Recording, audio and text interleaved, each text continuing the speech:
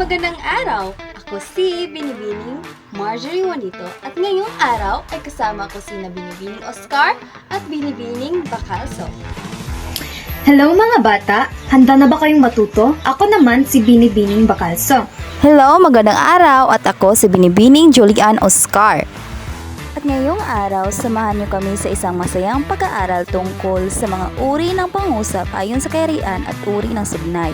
Bago tayo magsimula, ay mayroon akong isang palaisipan. Ano sa tingin niyo ang may ulo, may buntot, ngunit walang katawan? Palaisipan nga iyan. Ang sagot ay pangungusap. Tama ba? Tama ka, Binibining Bacalso. Magaling! Ang ating aralin na iyon ay tungkol sa uri ng pangungusap ayon sa kaharian at uri ng sugnay. Unahin natin ang uri ng pangungusap ayon sa kaharian. Mayroon tayong payak, tambalan, hugnayan, at langkapan. Ang payak na pangungusap ay binubuo ng isang malayang sugnay. Halimbawa, si Maria ay nag-aaral. Ang tambalan na pangungusap ay binubuo ng dalawang malayang sugnay na pinag-uugnay ng pangatid. Ang hugnayan na pangungusap ay binubuo ng isang malayang sugnay at isa o higit pang di malayang sugnay. Halimbawa, nag-aaral si Maria upang pumasa sa pagsusuri. Ang langkapan na pangungusap ay binubuo ng dalawa o higit pang malayang sugnay at isa o higit pang di malayang sugnay. Halimbawa, nag-aaral si Maria at si Juan ay naglalaro dahil gusto nilang matuto.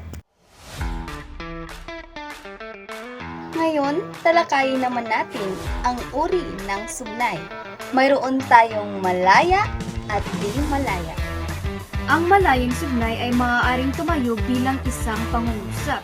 Halimbawa, kumakain ako. Ang di malayang sugnay ay hindi maaaring tumayo bilang isang pangungusap at nangangailangan ng malayang sugnay upang mabuo ang diwa. Halimbawa, dahil gutom ako.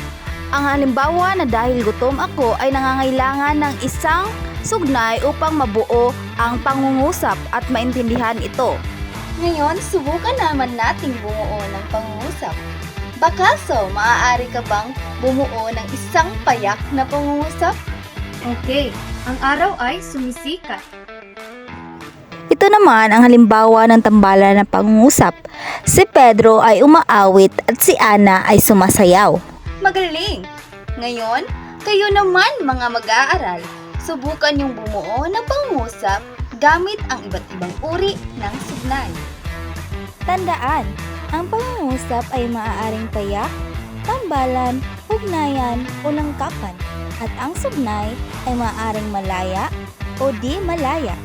Mahalaga ang mga ito upang mas maayos at malinaw tayong makapagpahayag ng mga ideya at ating mga saloobin. Upang malaman namin kung meron kayong natutunan, sagutin ang mga sumusunod.